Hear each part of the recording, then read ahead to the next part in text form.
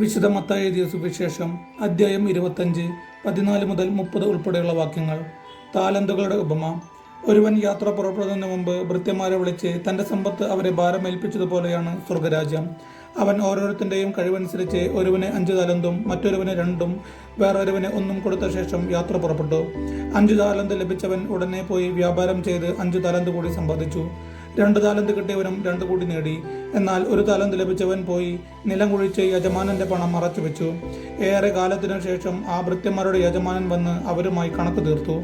5 താലന്ത് കിട്ടിയവൻ വന്ന് 5 കോടി സമർപ്പിച്ച്, യജമാനനെ, നീ എനിക്ക് 5 താലന്താണല്ലോ നൽകിയത്, ഇതാ ഞാൻ 5 കോടി സമ്പാദിച്ചിരിക്കുന്നു എന്ന് പറഞ്ഞു. യജമാനൻ പറഞ്ഞു, കൊള്ളാം, നല്ലവനും വിശ്വസ്തനുമായ ഭൃത്യ, അല്പകാര്യങ്ങളിൽ വിശ്വസ്തനായിരുന്നതിനാൽ അനേക കാര്യങ്ങളിൽ നിന്നെ ഞാൻ ഭാരമേൽപ്പിക്കും. നിന്റെ യജമാനന്റെ സന്തോഷത്തിലേക്ക് നീ പ്രവേശിക്കുക.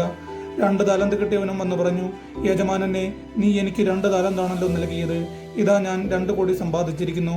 യജമാനൻ പറഞ്ഞു, കൊള്ളാം, നല്ലവനും വിശ്വസ്തനുമായ ഭൃത്യ, അല്പകാര്യങ്ങളിൽ വിശ്വസ്തനായിരുന്നതിനാൽ അനേക കാര്യങ്ങൾ നിന്നെ ഞാൻ ഭാരമേൽപ്പിക്കും. നിന്റെ യജമാനന്റെ സന്തോഷത്തിലേക്ക് നീ പ്രവേശിക്കുക.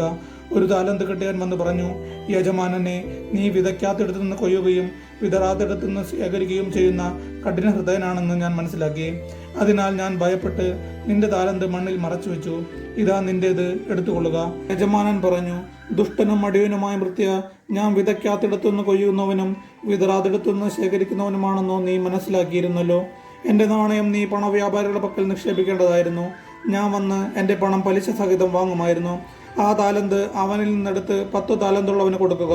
ഉള്ളവന് നൽകപ്പെടും, അവന് സമൃദ്ധി ഉണ്ടാവുകയും ചെയ്യും. ഇല്ലാത്തവനിൽ നിന്ന് ഉള്ളതുപോലും എടുക്കപ്പെടും.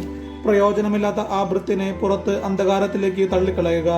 അവിടെ വിലാപവും പല്ലുകടിയുമായിരിക്കും. നമ്മുടെ കർത്താവായ യേശുമിശിഹായ്ക്ക് സ്തുതി.